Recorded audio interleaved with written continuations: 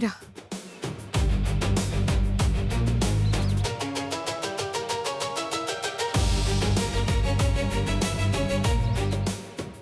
चल सावकाश सावकाश सावकाश.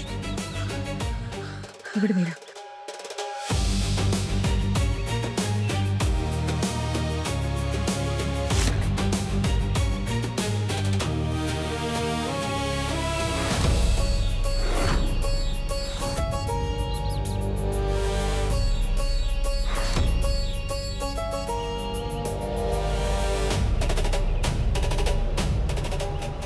मीरा थांब. काय?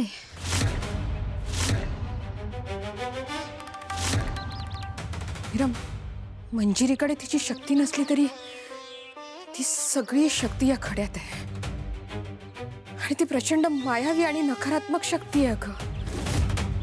त्या शक्तीसमोर माझी शक्ती कमी पडेल. हो ताई, पण आपल्याला काहीतरी करावं लागेल. आपण वाट नाही बघू शकत.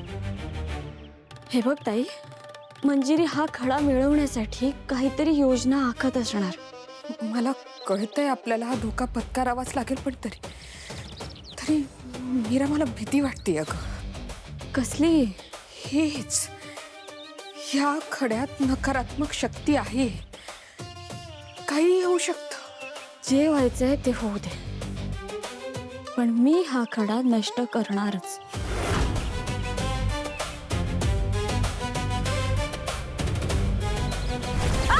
मीरा मीरा मीरा मीरा सावकाश. त्रास होतोय. मीरा मीरा मी तुला म्हणाले होते, हा खडा नकारात्मक शक्ती आहे. नको नको. ताई, आपल्याला करावं लागेल.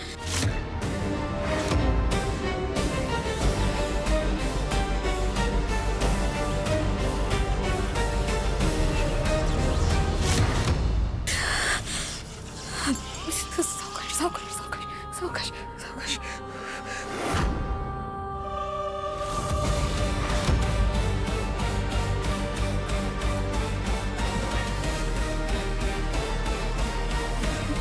तू बरी आहेस तू?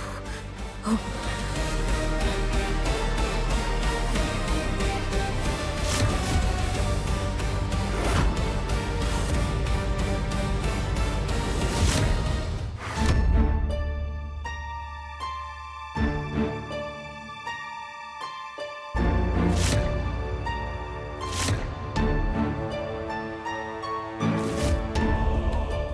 हा एवढ्या बारकाईने विलचे पेपर्स का चेक करतोय? याच्या मनात कुठले संशय यायला नको, नाही तर माझा सगळा खेळ मोडेल.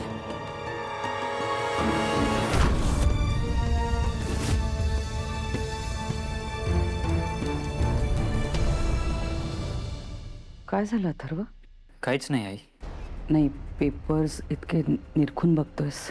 नाही, काही क्लॉजेस समजून घेतोय फक्त. तुलाही संशय आहे का माझ्यावर?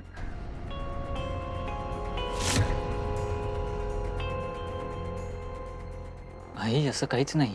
नाही, घरातल्या सगळ्यांनी तसं बोलून दाखवलंच आहे ना. आणि मीरालाही तसंच वाटतंय की ही विल मी स्वतः तयार केली. आणि तू हे आता सगळे पेपर्स तपासून बघतोयस. मी तुम्हाला सगळ्यांना इतकी नीच वाटते खरे? हा, मला हे काही नकोय. फाडून टाकते पेपर्स, फाडून मीच फाड. आई, तुझ्यावर संशय आहे म्हणून मी वाचतोय असं नाही अजिबात. मी ते सहज वाचत होतो फक्त. अथर्व, मला सगळ्यांच्या वागण्यात फरक जाणवतोय. सगळे माझ्याकडे संशयाने बघताय, पण आजपर्यंत एकदाही कोणी येऊन मला विचारलेलं नाही की मला काय हवं. ही प्रॉपर्टी, हे पैसे, हे काही नकोय मला. मी त्याच दिवशी तुम्हाला सांगितलं होतं की मी सगळं सोडून द्यायला तयार आहे. दादासाहेबांची जी शेवटची इच्छा होती, मी फक्त त्याचा मान ठेवण्याचा प्रयत्न करते. आणि त्या प्रयत्नात सगळे मला चुकीचं ठरवते. मला काय हवं माहिती? तुझं आणि मीराचं बाळ झालं ना की मी सगळी प्रॉपर्टी वेदा आणि त्या बाळाच्या नावावर करून टाकणार आहे. दादासाहेबांचा नर्मदावर कितीही राग असला तरी ती त्यांची लहान बहीण आहे. मी तिलाही तिचा हिस्सा देणार आहे. मला काही नकोय. मला फक्त तुझ्या तोंडून एक गोष्ट ऐकायची की हो आई, मी आणि मीरा बाळासाठी तयार आहोत. बस.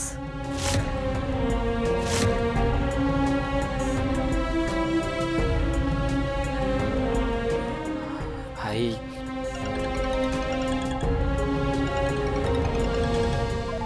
एक मिनिट. हॅलो, इन्व्हेस्टर्स आलेत का? हां ठीक आहे, मी जॉईन करतो. 2 मिनटं द्या मला, आलोच. आई, माझी एक खूप महत्त्वाची ऑनलाईन मीटिंग आहे.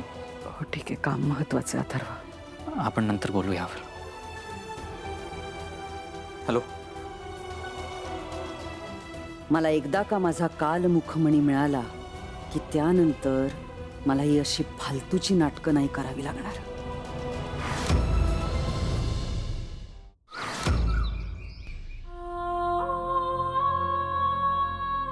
राधा, मी सतत एकच विचार करते की मंजिरीने माझा आत्मा कवडीत का कैद केला. म्हणजे मला कवडीत कैद करून काय साध्य केलं तिने. तिने काय साध्य केलं, काय साध्य करतीये हे खरंच माहिती नाही. पण त्या कवड्यांमध्ये काहीतरी गूढ आहे अगं. ती एकदा असंच त्या कवड्या घेऊनच चालली होती आणि तिच्या हातून त्या कवड्या पडल्या. त्यातली एक कवडी मी उचलायला गेले आणि ती बोलली,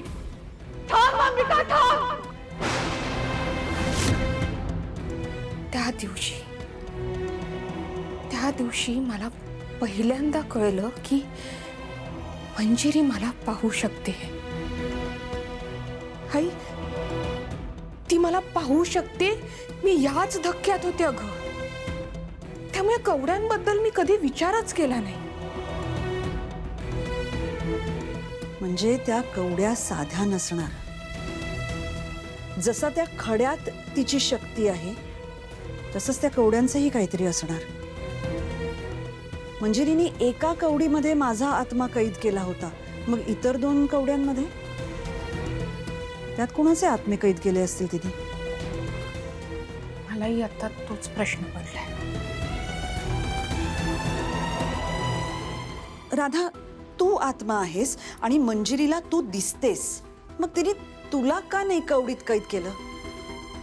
आई, काही काळ मी कैद होते अगं, पण कवडीत होते की आणखी कुठे मला खरंच माहिती नाही. तेव्हा बाबांनी मीराला मार्ग दाखवला होता आणि मग तिने मला सोडवलं होतं.